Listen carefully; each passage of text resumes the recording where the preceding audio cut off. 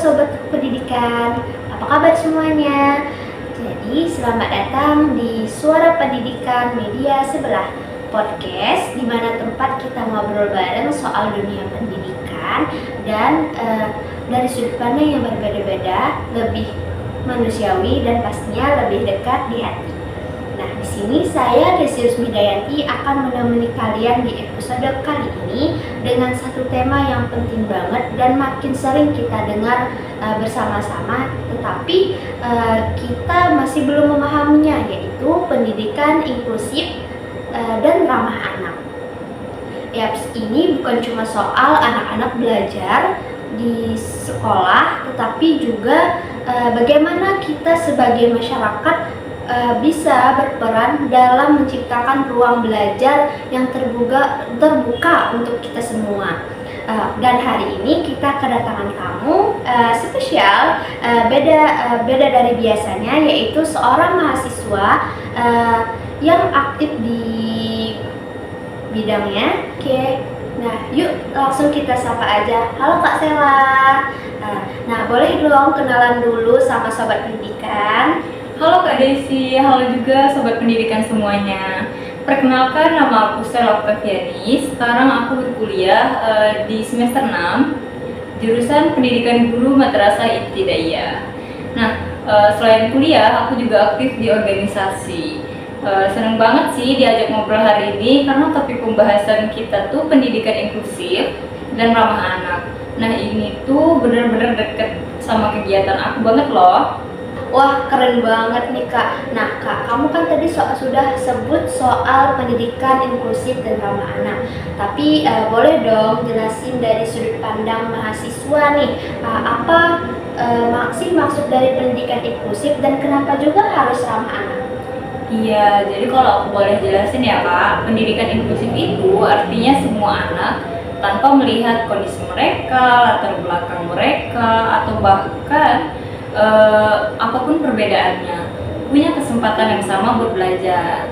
Nah, misalnya nih Kak, anak-anak yang dengan berkebutuhan khusus atau anak-anak dari keluarga yang kurang mampu, atau bahkan anak-anak tersebut dari daerah yang terpencil, semua harus punya akses yang sama ke pendidikan yang layak. Nah, kalau kita ngomongin ramah anak nih, itu artinya lingkungan belajarnya juga harus mendukung. Nggak cuma fisiknya aja yang nyaman, tapi juga suasana hatinya. Anak-anak harus merasa aman, merasa didengarkan, dan juga merasa dihargai. Jadi nggak cuma masuk ke sekolahnya nih, tapi juga soal bagaimana mereka diperlakukan di dalamnya. Oh begitu. Jadi dua hal tadi tuh saling melengkapi ya. Bukan cuma dibolehkan untuk belajar, tapi dia disambut dan diperlakukan dengan baik juga. Iya bener banget Kak. Karena kadang ada tuh sekolah yang bilang mereka inklusif, tapi prakteknya belum tentu ramah kan. Nah, misalnya nih Kak, ada anak yang berkebutuhan khusus ikut belajar di kelas, tapi nggak ada pendampingnya, itu gimana coba? Ya kan? Atau anak dari latar belakang yang tentu malah dipandang sebelah mata, itu kayak kurang itu loh Kak, kurang ramah perlakuan mereka. Ya bener banget sih. Aduh, pastinya sedih banget nih ya Kak. Tapi ya dari pengalamanku ngomong sama orang kayak Kakak nih, pasti ada aja tuh cerita yang buat semangat dan unik. Kira-kira nih ada nggak pengalaman Kakak yang bikin Kakak tuh ngerasa kayak wah ini nih bukti kalau pendidikan inklusif itu mungkin? Ada banget Kak. Jadi waktu itu aku ikut program belajar sore di suatu komunitas nih. Terus aku melihat salah satu murid di sana bisa dikatakan disabilitas ringan Kak. Jadi dia agak lambat dalam mempelajari pelajarannya. Nah, tapi dia punya semangat belajar yang luar biasa sih kalau aku lihat ya. Awalnya guru-guru di sana tuh sempat bingung, ini gimana ya cara ngajarin anak yang dikatakan disabilitas ringan tadi kan? Karena kalau kita menggunakan metode yang biasa itu kurang efektif untuk dia. Nah, tapi akhirnya kita coba pendekatan personal yang mana kita kasih waktu lebih banyak, kemudian kita ajak teman-temannya buat belajar bareng dia. Kemudian yang bikin terharu sih Kak, kalau menurut aku ya, anak ini justru jadi salah satu siswa yang rajin dan juga dia paling ceria loh Kak. Masya Allah, keren banget ya. Jadi kadang tuh walaupun dia berbeda, tapi ini dia bisa jadi pengingat kita bahwa anak-anak itu punya cahayanya sendiri, kemampuannya sendiri. Iya benar. Bahkan dia sering jadi motivasi nih buat teman-temannya biar semangat gitu belajarnya. Dan dari situ aku makin yakin nih Kak, yang kita butuhkan itu bukan kesempurnaan, tapi kesempatan. Benar kan Kak? Benar banget. Kalau kita kasih ruang buat mereka, mereka bisa tumbuh bahkan bisa menjadi inspirasi juga. Ya kan? Yes, betul banget. Oke, Mika, sekarang pertanyaan yang paling penting nih. Kak, kalau ada nih pendengar kita pengen ikut berkontribusi atau setidaknya memulai langkah kecil untuk mendukung pendidikan inklusif dan ramah anak ini, mereka bisa mulai dari langkah yang bagian mana ini? Oke, langkah kecil itu penting ya Kak, karena itu kita berani memulai, berani berbuat. Nah, yang pertama kita ubah cara pandang kita. Kita harus terbiasa melihat perbedaan itu bukan sebagai kekurangan, tapi sebagai bagian dari keberagaman manusia. Kita tahu kan Kak, manusia itu beragam gitu. Iya, betul. Jadi kita nggak boleh ngecap mereka, oh dia seperti ini, dia kekurangan. Kita nggak boleh seperti itu Kak. Ya kan? Benar Iya. kan?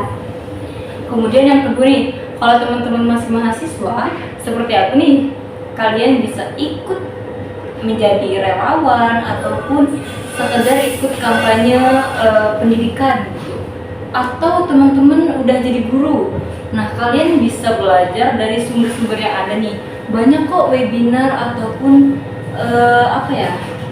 materi gratis tentang pendidikan inklusif ini. Jadi kalian bisa share atau bisa sharing-sharing di media sosial, kan itu udah media banget tuh Kak.